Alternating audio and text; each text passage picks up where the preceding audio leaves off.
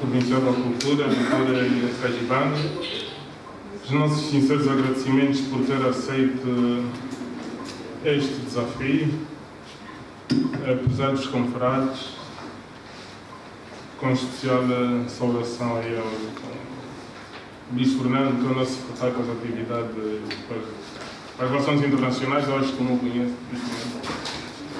da Comissão Diretiva da União dos Escritores Angolanos, a Paula Russa, que nos representa, Luciano Patissa, e a todos os demais escritores que, desculpem-me, ainda não conheço pessoalmente, fica muito fastidioso fazer aqui a menção.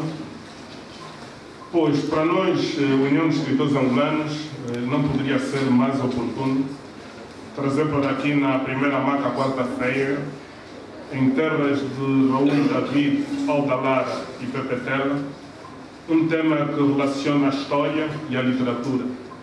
Nessa histórica cidade como a de Benguela, marcada por inúmeros traços que ajudaram a construir a instituição literária angolana. A fronteira entre a história e a literatura, que é o tema de hoje, da marca quarta-feira, sobre ela e na dialética desses dois campos das ciências sociais, criou-se um magnetismo que revela um conjunto de similitudes que torna tênue a fronteira que as separa. Mas é este tênue traço que também pode separar aquilo que é narrativa histórica daquilo que transporta a estética. Como sabemos, a história diz respeito a todo o universo de acontecimentos que envolvem o homem em sociedade. Porque vivemos num seio de sociedade que utilizam a história para legitimar ações políticas, culturais e sociais. A história oferece um marco de referência para situar a importância dos acontecimentos diários, para usar a informação criticamente e, finalmente, para viver com uma consciência cidadã plena. Por seu lado, ou melhor, por outro lado, enquanto fenómeno estético e uma manifestação cultural, a literatura procura representar os factos históricos, reconstituindo-os pela imaginação criadora do autor. A literatura representa um processo de conhecimento do mundo e dos homens. Se a literatura constitui uma forma de conhecer o mundo e os homens, como referiu o brasileiro Moisés, então podemos dizer que existe muito de história enquanto ciência nessa arte. Como o professor Francisco Soares poderá confirmar, os estudiosos do texto literário também conversam com os factos históricos, procurando pôr em diálogo o contexto, o autor e os textos.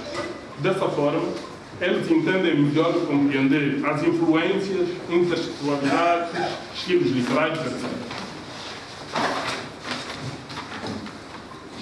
De outra vertente, os historiadores têm um compromisso com os factos e a produção de textos históricos que depende em grande medida da investigação rigorosa e sistemática. Em relação àquilo que fazemos referência, a história e a literatura, se reforça no facto de um dado histórico poder ser recuperado ou confirmado na literatura e esta, por sua vez, poder tirar proveito da história para fazer o seu objeto artístico. Basta apenas lembrar que a relação entre a história e a literatura é uma das vertentes contemporâneas mais importantes da história cultural.